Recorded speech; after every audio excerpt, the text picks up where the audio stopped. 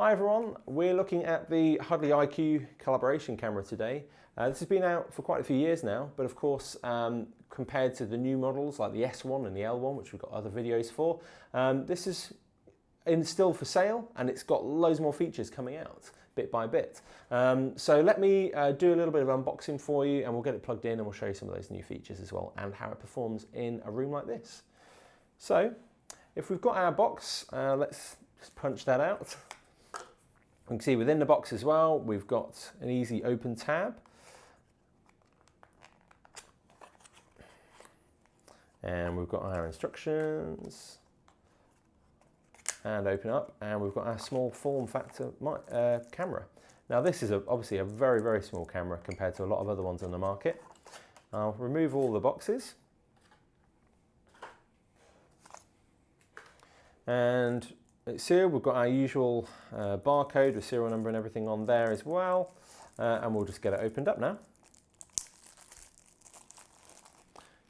We've got here a smaller lens than the S1 and the L1, but of course it's still very functional for small rooms because of the very wide angle lens, and some medium rooms too.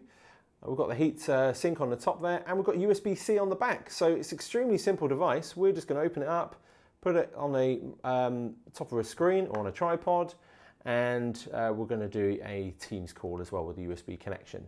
We'll get the software installed and take you through the different features. Okay, so we've moved into our medium-sized meeting room now. So it's a 4-seater, you could fit 6 in here. So if I look over here, we've got it framed on me as a shot. It's using the AI to track how many people are in the room. It'll do a framing on shots.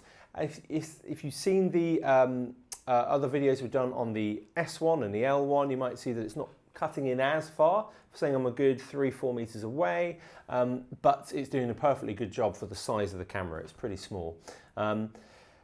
That does mean again that you're not wasting real estate on screen with precious pixels. You know, if we've got a grid of people on Zoom, that it's zoomed in on me. So if I get Ben to come and sit down here with me, he's going to sit a meter away from the camera, utilizing the wide angle lens, and we'll see that it'll at some point come out and it'll frame everybody into the shot. That's working very well, I think. Again, if I just quickly sit a little bit closer, you'll see that the wide angle kind of zooms out a little bit more as well. I'll sit back as far as I can, and hopefully we'll both still be in shot as well there at that point. So what we'll also do is if Ben can swap it down to the gallery view, this means it will get rid of some of the wasted space in the middle. There it is already. We can see that it's kicked in and that we're cropped in shot. We've got 2 people there. This is in beta at the moment, so it does mean that only 2 of us can be in shots. It's locked in. If more people come in, it will just put it back to framing view. But as we come out beta, it will support it to 4 people and then more and more people as that comes out. So this is a brand new feature that's come out for the IQ, and I think a lot of people will get a lot of benefit out of this in their huddle spaces. It just means you can select it, and again, people don't need to worry about it if they've got more people coming. It'll just go back to the group framing. Okay, so if I'm going to take a seat back, so just imagine somebody's left the room, and maybe someone's come and sat down at a slightly different location.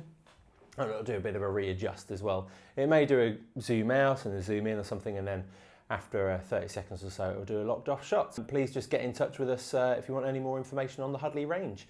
Again, these are available with bundles with Lenovo Computes and others for your MTRs and Zoom rooms, and there's all sorts of different benefits and features available when they're purchased as part of a bundle. So yeah, please let us know.